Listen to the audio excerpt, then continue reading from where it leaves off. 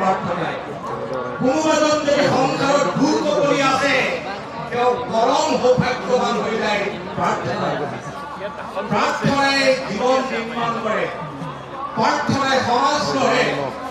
প্ৰাৰ্থনাই চৰিত্ৰ গঢ়ে প্ৰাৰ্থনাই মানুহক ভক্তিবান কৰে প্ৰাৰ্থনাই মানুহক সংস্কৃতিবান কৰে প্ৰাৰ্থনাই মানুহক প্ৰজ্ঞাবান কৰে জ্ঞানবান কৰে প্ৰাৰ্থনাই মানুহক হৃদয়বান কৰে এইবোৰ প্ৰাৰ্থনাৰ শক্তি সেইকাৰণে নিৰন্তৰ প্ৰাৰ্থনা কৰিবৰ কাৰণে মহাপুৰুষ শ্ৰীমন্ত শংকৰদেৱ আৰু মাধৱদেৱ গুৰু মহাপুৰুষজনে আমাক শিক্ষা আৰু দীক্ষা প্ৰদান কৰি থৈ গৈছে অসমীয়া জাতি আমি কিমান সৌভাগ্যৱান এবাৰ ভাবোচোন আহক এই জাতিৰ স্মৃতিত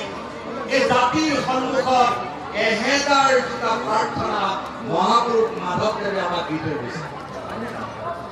আমি কেতিয়াও তলমূল কৰি মৌন প্ৰাৰ্থনা কৰিবলগীয়াকৈ প্ৰাৰ্থনা নোহোৱা জাতি আমি নহয় 1000 প্ৰাৰ্থনা মহাপুৰুষ মাধৱদেৱে আমাৰ চেতনাত আমাৰ হৃদয়ত স্থাপন কৰি থৈ গৈছে প্ৰাৰ্থনাৰ মূল মন্ত্ৰটো হ'ল ভগৱন্ত ঈশ্বৰৰ নাম লোৱা নামত প্ৰেম সৃষ্টি কৰা নামৰ প্ৰতি বিশ্বাস আৰু আস্থা বঢ়াটো হ'ল প্ৰাৰ্থনাৰ মূল উদ্দেশ্য প্ৰাৰ্থনা কৰিলে কি লাভ হয় প্ৰাৰ্থনা কৰিলে মানুহৰ মনটো বোলে সুন্দৰ আৰু পবিত্ৰ চিকিৎসা বিজ্ঞান আৰু মনোবিজ্ঞানে এটা কথা কৈছে প্ৰাৰ্থনা প্ৰাৰ্থনাতকৈ শ্ৰেষ্ঠ মানসিক আহাৰ পৃথিৱীত দ্বিতীয়টো নাই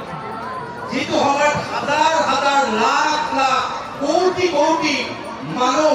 মানসিক চাপ হতাশা ষ্ট্ৰেছত আক্ৰান্ত হৈছে চিকিৎসা বিজ্ঞানে কৈছে একমাত্ৰ প্ৰাৰ্থনাৰ দ্বাৰা মানুহৰ কেৱল মনোৰোগ দূৰ কৰাটো সম্ভৱ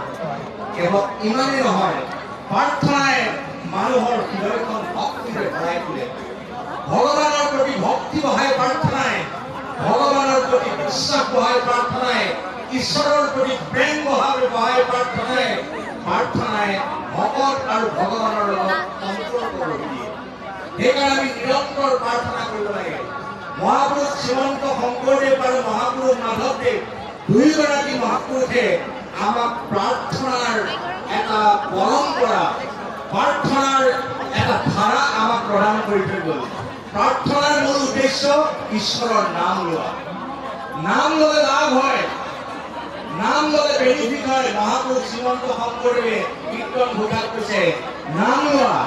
আমাৰ সাহিত্যৰ লক্ষ্মীনাথ বেজবৰুৱাইও ধুনীয়াকৈ কৈছে নাম লোৱা বাপুসকল